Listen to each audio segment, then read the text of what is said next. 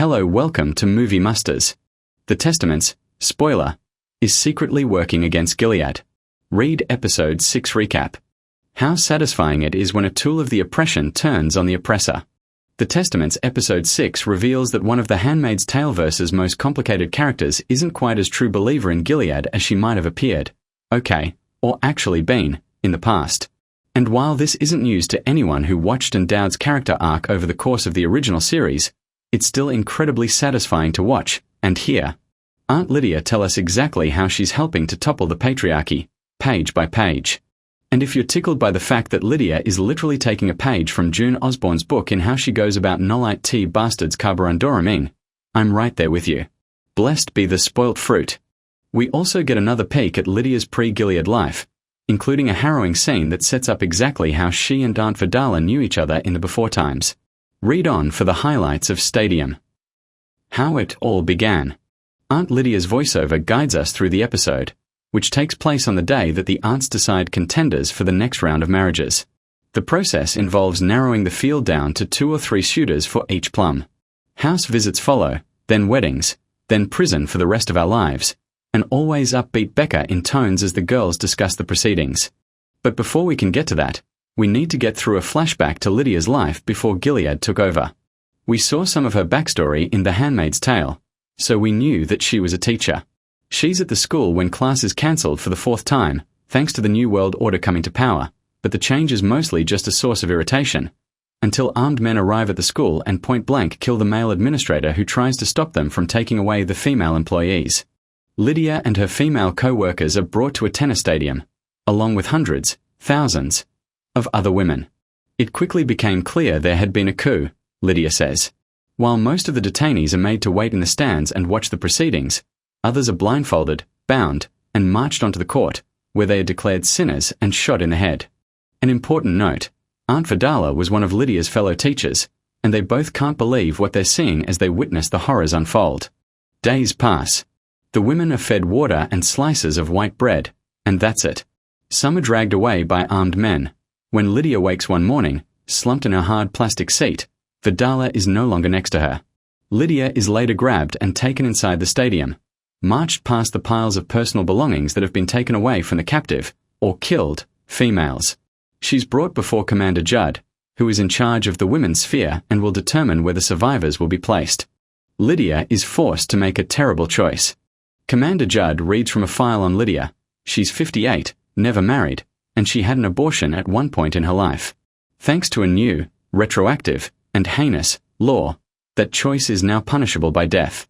We know Lydia to be many things, but stupid is not one of them. She quickly realizes what she must do to survive, and she does it. She kisses up to Judd, complimenting his authority and suggesting that surely, you have better things to do than concern yourself with the petty details of all of this. She plants the idea of his delegating the decision-making to someone less important. He seems to like the idea. She's led to a locker room, where she's given new clothes, soup, and a roll. But her test is not over. After she changes, Judd says that if she's going to join their side, she's got to prove it. So he hands her a gun and demands that she choose. Is she with them, or against them? As Lydia walks out on the court to find another line of blindfolded, sobbing women, she prays desperately for help. Then the armed men, of course, plot her in front of Vidala, who is unblindfolded and instantly begs for Lydia not to kill her. Lydia pulls the trigger and braces for the inevitable. But her gun has no bullets in it. Gilead's cruel final exam saved Vidala's life, but destroyed both of the women, psychologically and emotionally. Yeah, that tracks. After, Lydia is rewarded. Judd has her choose the color of the aunts' uniforms. She picks the slightly rough, brown material will come to associate with the women who help subjugate their fellow women. Agnes makes a request. Let's leave Lydia there, don't worry, she's got a humdinger of an episode closer that I'll address in a moment, to catch up with what's going on with the girls this week. Vidala certifies that Huldah did, indeed, reach Menage. In typical Gilead fashion, there's a humiliating special seat made just for the occasion. No sooner is Huldah's first period announced to the plums, most, if not all, of whom already know, I'd assume, then Aunt Vidala decides that Huldah's first job as an adult will be to choose what happens to a girl who uses violence against another. Vidala is talking about Shunammite, who you'll recall slapped Jehosheba last episode when she said that Becca was going to get sent to the colonies. So even though Huldah is vehemently against her good friend being bound and whipped for her transgression, Vidala makes her hold Shu's arms down while Shu is punished. It's terrible for everyone involved. At lunch later, Shu, whose hands are bandaged, tells her friends that she heard Penny went into labor. But the blessed event is happening too soon in the pregnancy, which casts not her, Paul over the day. Elsewhere in the school, Commander Judd shows up to let the aunts know that a few commanders need to be taken out of the marital running, because they've been sent to the front. He's distracted, though, due to Penny's troubling labor. How Vidala and Lydia respond to his turmoil is telling. Vidala sucks up to him, but Lydia is a pro who reaffirms his superiority while giving the sense that everything will be okay. By the end of the hour, Penny has miscarried. Aunt Lydia consoles Commander Judd, asking if he wants a handmaid. That's not your domain anymore, he points out, but she reassures him that he can still count on her. Grateful, he says no to the handmaid, for now, and tells her that her price is above rubies. This is also important, so let's know it here. Agnes confides in Becca, saying that she's in love with Garth. And then Agnes finds Aunt Lydia and implores her to make Garth eligible for a marriage match that season. I also made another promise. That evening, all of the matches are made, and the aunts deliver the news to the families. When Lydia is alone in her office, she voiceovers that she made a promise to teach the girls to be women of God. But I also made another promise, she says.